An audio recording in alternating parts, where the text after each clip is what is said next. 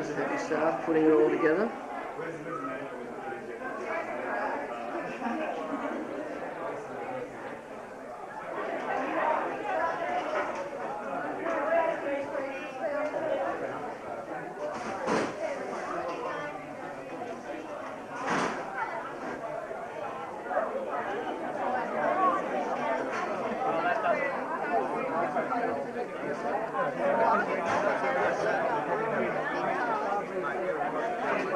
Hi Tony, how are you? Hello Raymond, how are you?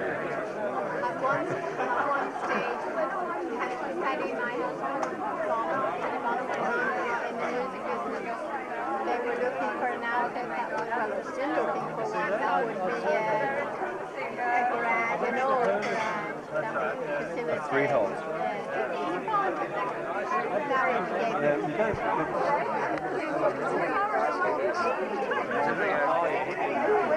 I'll get back to you.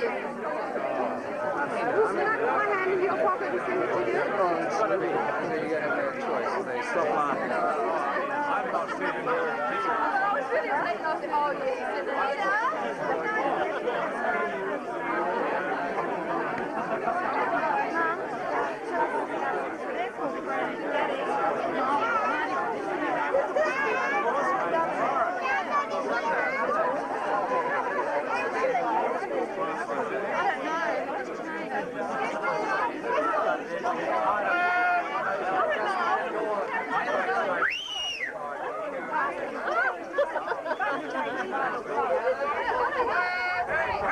Silence!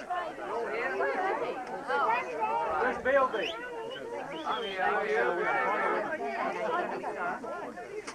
He's in the room.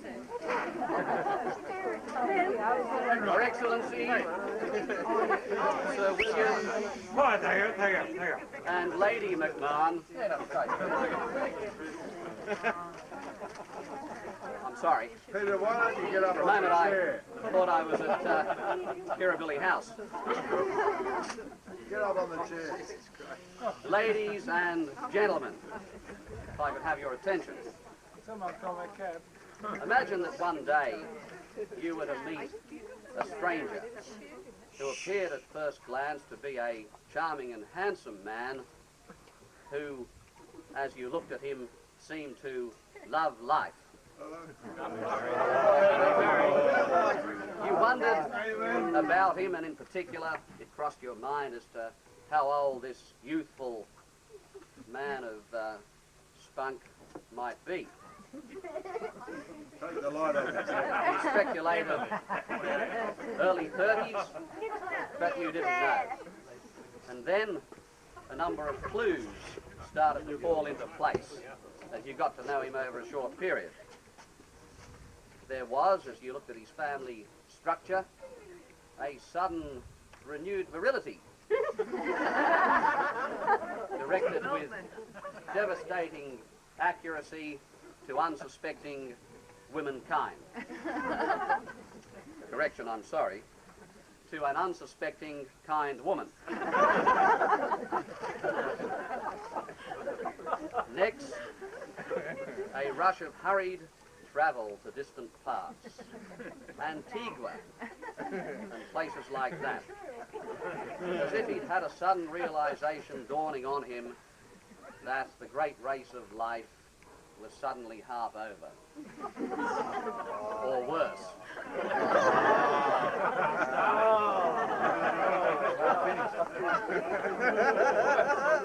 Then an increased habit of loud singing of hit tunes in a cracked high falsetto,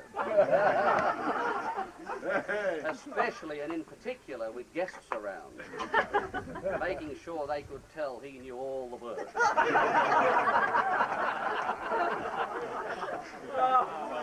Also, a bizarre financial escapade into a trendy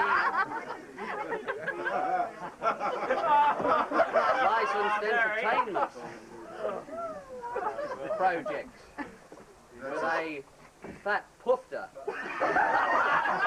at the helm. Gallagher sneakers in the water. Worse, That's a sharp comment. impressing upon old mates, or should I say ex-mates, to join with him in the venture. Finally, one or two physical changes. Dare it be mentioned, even a hint. In addition to that, possibly a hint of flab.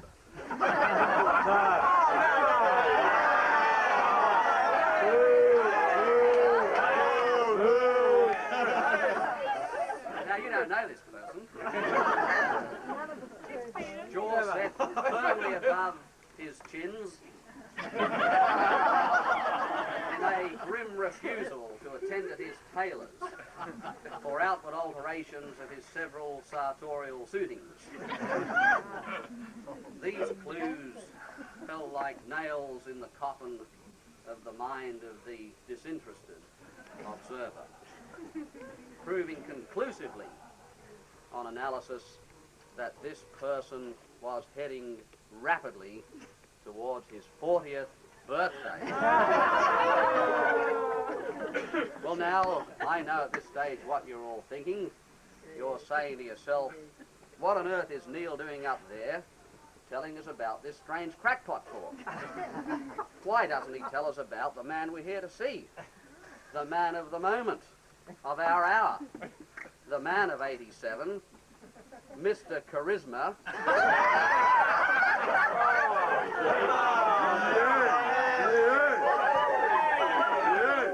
Late for the bypass operation. Is that it? Your friend and mine, the very fabulous William Barry Beilby. Why doesn't Neil tell us about him?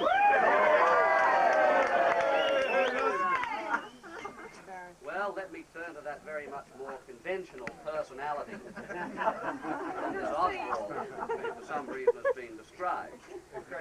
Just by odd coincidence, the very Beilby tonight celebrating his 40th birthday of yesterday. Now,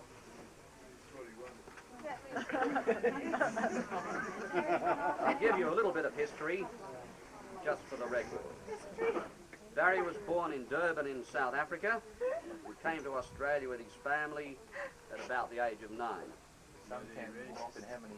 Very sadly, his father died when Barry was about 15, and his brothers Tony and Marty mere pups. Happily, as you know, Barry's mother, Mrs. Bess Beilby, and his brothers and their delightful wives are here celebrating with us tonight. During school at Parramatta, Barry fell into company with a lot of spivs and bodgies of the day.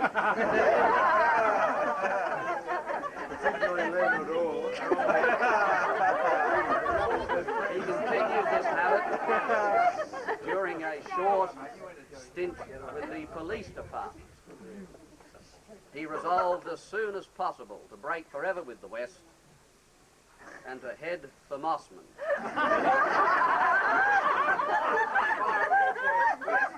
Via Lane Cove and Cremorne in order to join the establishment. Strangely, it appears a lot of his old spiv and bodgy mates, hearing of this forthcoming event on Radio 2KY, have turned up here tonight in stolen dinner suits.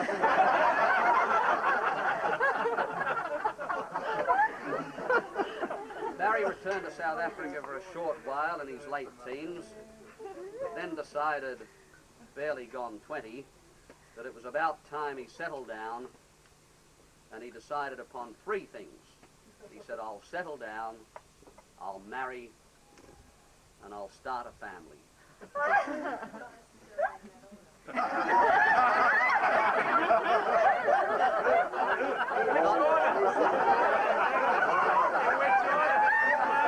Not necessarily, may I rush to that, Carla?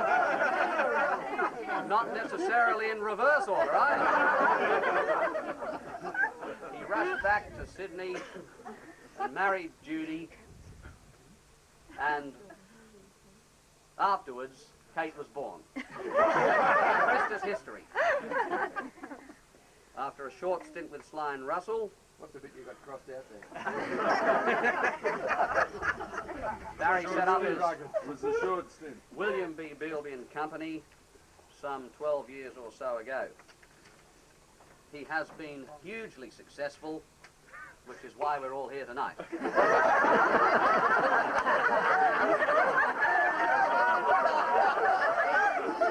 I think we're all clients.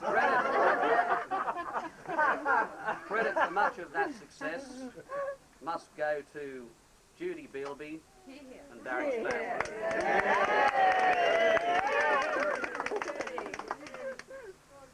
Barry's personal attributes are indescribable, But usually observable. so I won't bother. Barry has a wife and family of whom any man would be proud, and of whom he is justly proud. Barry, you have the highest affection and admiration of all of your friends and family members here tonight. Yeah. And on their behalf, and for my own part, I extend to you our very sincere congratulations and heartfelt wishes of affection on your birthday and our feelings of friendship. Ladies and gentlemen, if you would please take your glasses. In a moment, And knowing Barry, you should also say commiserate. yes, I had a drink actually with Barry yesterday to go over this, and he took it pretty well. Matter of fact, between sobs, he told me that he was really quite happy to be 14. He said, well, at least it's a lot better than the alternative. You've never been 30, Barry. Ladies and gentlemen, if I could propose a toast to our friend. I'll wait.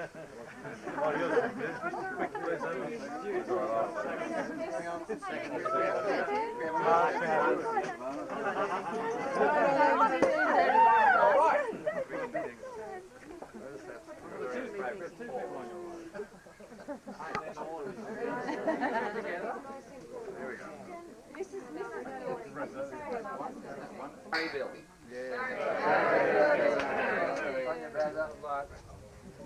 I'll now call upon Barry for an equally brief response. And then the formalities will be not quite, but all but over. Can I get up there too?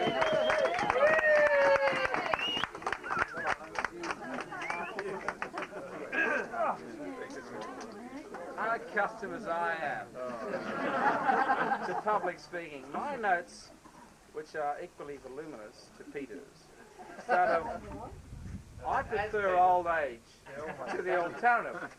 Your eyesight. I told you we had a drink Some last night. degree, who wrote it? Maurice Chevalier wrote that. I want you to know that it's very important that Maurice Chevalier, who is a great raconteur and old age French cookter, Sporting spread age. he didn't spread age.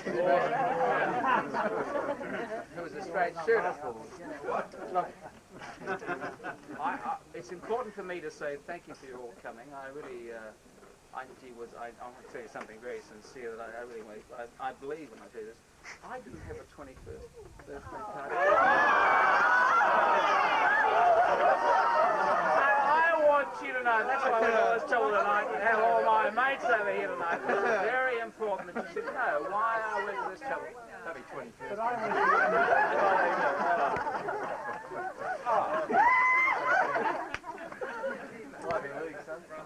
But having been 21 some time ago, I looked today for the perfect epithet, the perfect description of my life, and I realized that it has arrived in 2 lines, and that is, the road of excess leads to the palace of wisdom. I want you to know I am still traveling that road. I am still Hey, you just got your 21st birthday. I'm still on the road. I want you to know that I'm very happy. And when I say this, it's so easy for me to go into a ream of thank yous. And I want Judy knows what's coming, I think. I was about to say. Should have woken up earlier. I was about to say, look, tonight is a fantastic night for me. My wife, oh God, my wife, let me tell you about my wife. She is quite luminescently pregnant. People know when they look at her in the dark. I mean, God. And she looks She has fantastic, Barry. she looks fantastic. She really does. She is organized tonight. She's organized everything from the alcohol to the wine to the scotch.